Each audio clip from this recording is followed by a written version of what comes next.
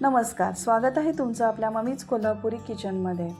आज काय बनवायचं हा प्रश्न इतका भयानक आहे की त्या प्रश्नाचं उत्तर आज मी घेऊन आलेले आहे की ज्याच्यामुळे आपलं आरोग्य, वेळ आणि पैसे हे तिन्ही वाचणार आहेत। हो, आजचा विषय आहे मील प्लॅनिंग म्हणजे जेवणाचं नियोजन, ज्याच्यामुळे रोजचं जीवन खूप सोपं आणि हेल्दी होऊ शकतं।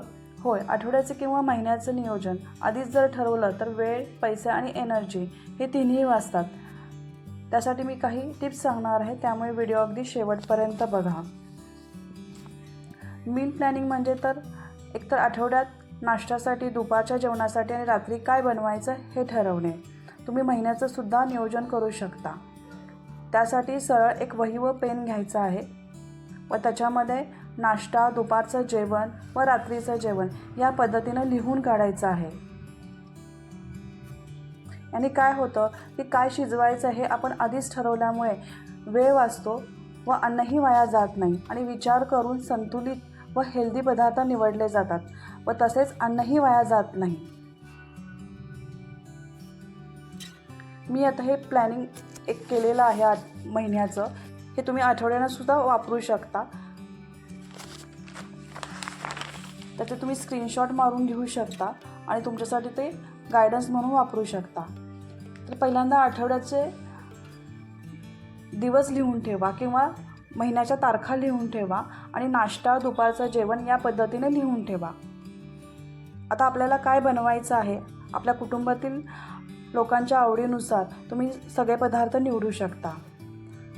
पदार्थ निवडल्यानंतर त्यानुसार खरेदीची यादी तयार करा।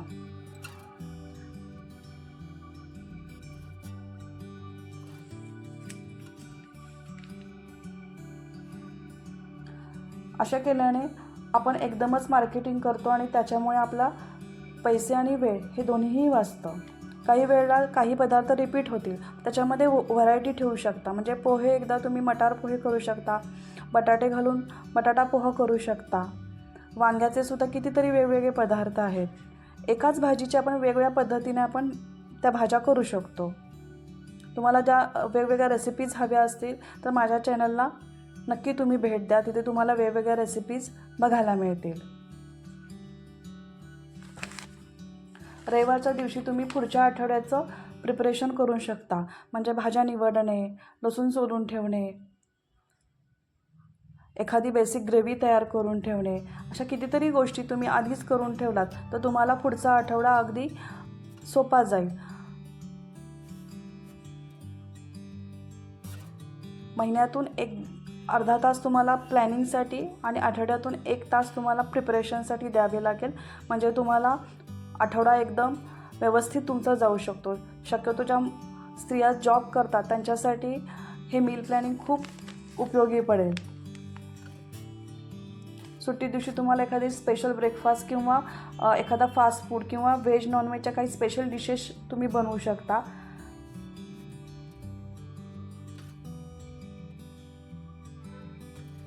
या सगळ्या रेसिपीज माझ्या चॅनलवर आहेत, तुम्ही नक्की ट्राय करून बघा।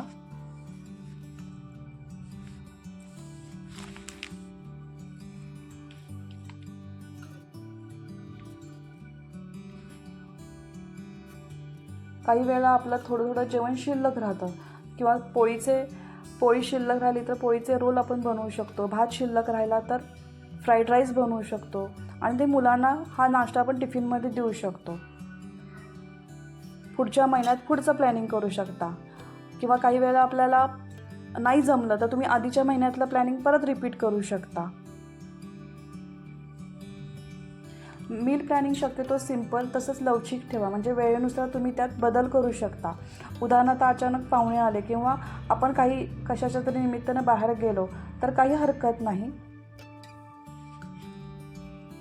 तुम्ही 30 दिवसाचे मील प्लॅनिंग जर केलेले असेल तर त्याचा मोबाईलवर फोटो काढून ठेवा, म्हणजे तुम्ही जर बाहेर गेला काही आणायचं असेल तर तुम्ही आणून ठेवू शकता। अशा पद्धतीने तुम्ही डाळ भिजवून ठेवली, बटाटे उकडून ठेवले तर बटाट्यापासून तुम्ही कितीतरी नाश्त्याचे पदार्थ तुम्ही पटकन करू शकता। लसूण सोलून ठेवला,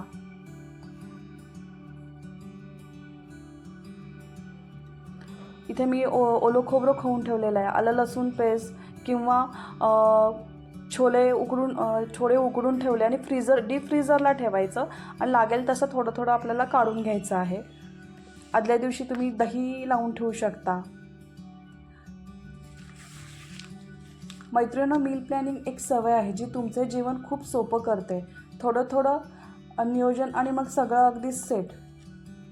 लक्षात ठेवा, मील प्लॅनिंग म्हणजे परफेक्शन किंवा जादूची छडी नाही आहे, ती एक सवय आहे. सुरुवातीला थोडं कठीण जातं, पण थोडा बदल केला की बघा तुमचं आयुष्य हलकं आणि सोपं होतं आणि हेल्दी होतं. जर तुम्हाला हा व्हिडिओ अगदी माहितीपर वाटला असेल, त्याचा काही उपयोग होत असेल तर माझ्या चॅनलला नक्की सबस्क्राईब करा आणि हा व्हिडिओ नक्की शेअर करा.